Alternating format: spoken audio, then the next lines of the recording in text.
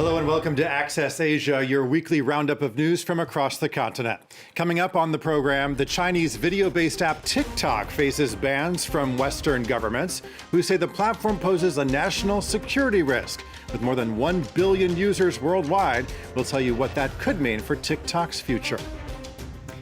In India, there are efforts underway to nationalize a vegetarian diet. We'll show you what's behind a series of new rules cropping up, regulating the consumption of meat.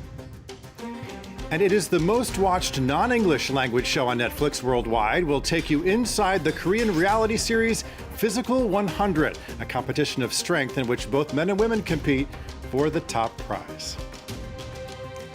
Well, we begin the program with China lashing back in response to a series of bans by the West on the Chinese social media platform TikTok.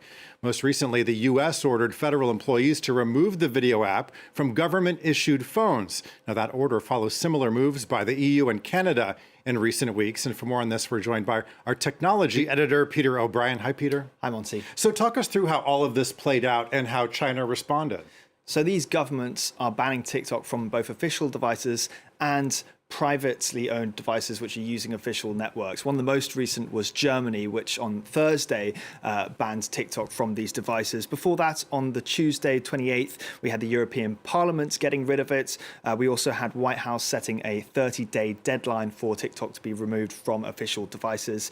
Before that, on the Monday, Canada making a very similar move, and the European Commission, the Council in the US Congress, the White House, and more than half of US states have taken similar measures. TikTok says, of course, that this is all political theatre. Meanwhile, China has responded to these measures not too kindly. Take a listen.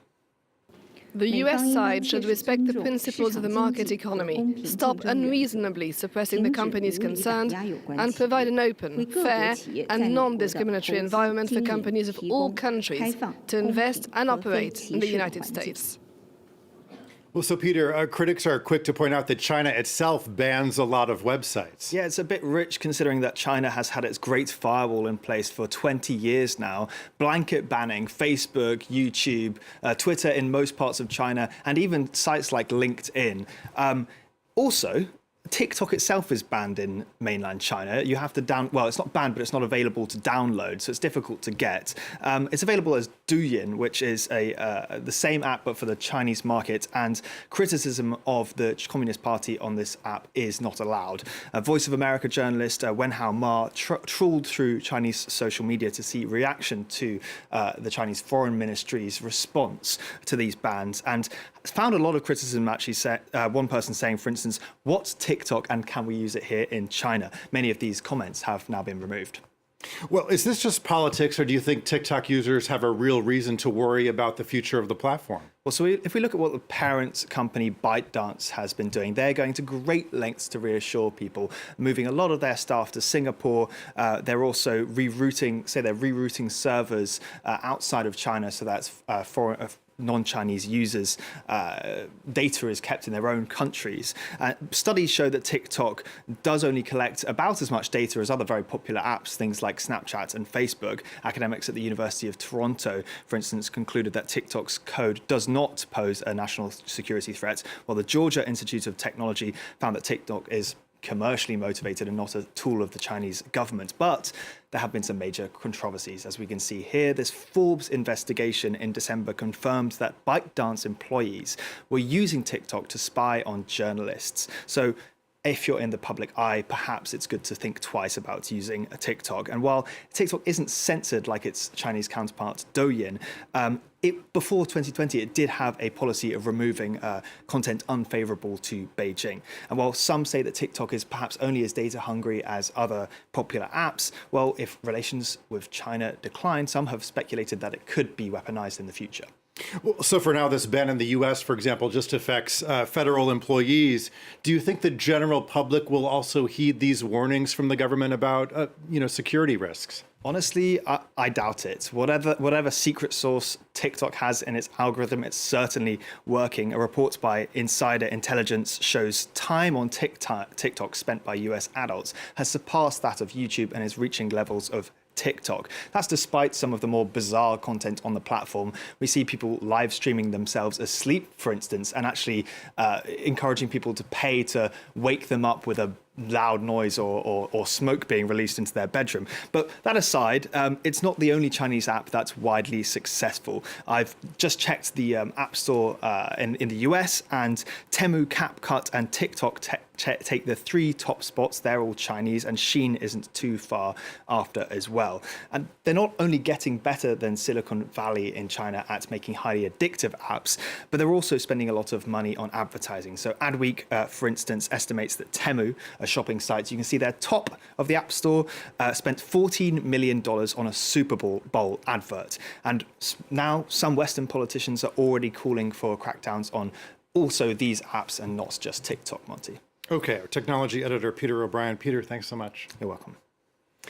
Well, after 3 years of masking up, Hong Kong has scrapped the last of its COVID-19 restrictions. As of March 1st, citizens are no longer required to wear face coverings in public places, and that includes on public transportation. Authorities are still advising people to wear masks in locations where vulnerable people are at risk, such as hospitals. Hong Kong is the latest in Asia to ditch its mask rules, following Japan, Thailand, and Singapore. In India, there are efforts underway to nationalize a vegetarian diet.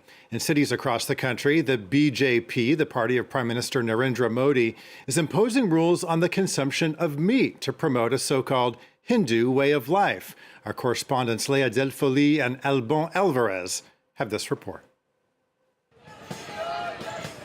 In front of this famous Delhi University college, dozens of students are protesting against a management decision, a ban on eating meat in the campus hostel.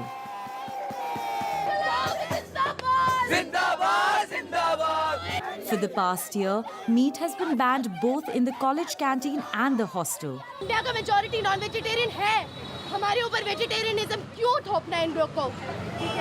The police arrested at least 15 protesting students. Our request for a response from the management went unanswered.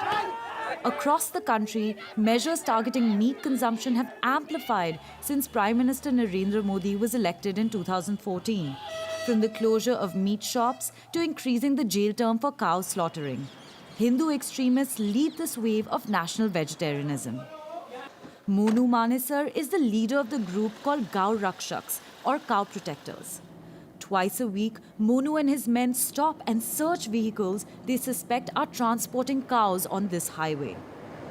We have got the information from our informant that today a 10-wheeler truck full of cows will be coming. This type of patrolling is not legal, but authorities turn a blind eye to it. Gau Rakshaks are heavily armed brigades that have exploded in number since 2014, with over 10,000 of them across India.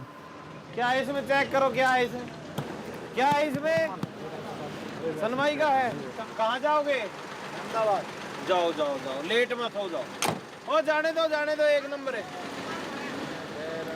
These cow defenders have their eye on a particular community.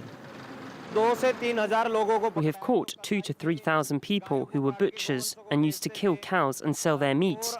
Most people caught were Muslim. We have to protect cows. It is linked to our religion. Monu does not hide the often violent nature of his actions, posting them on social media.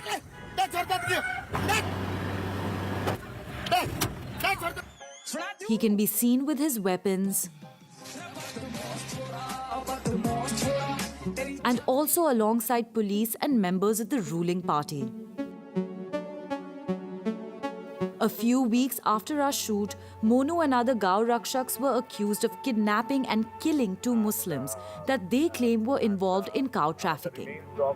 Their bodies were found charred to death in a vehicle.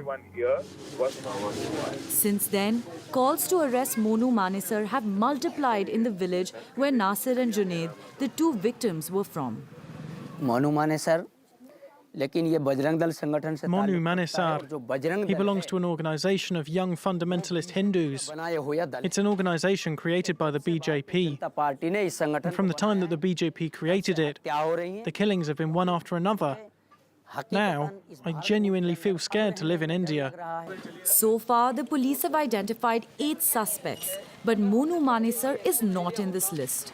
He continues to claim his innocence.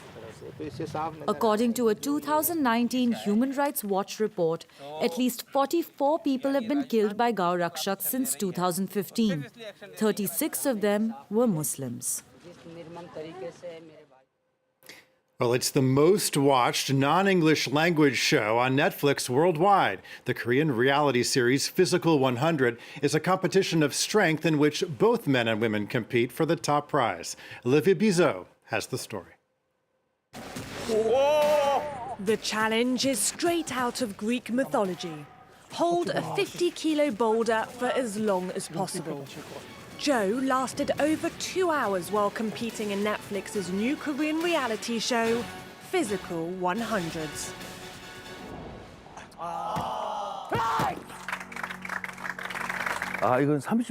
I kept telling myself, hang in there for just 10 more minutes, then 10 more, then 10 more after that.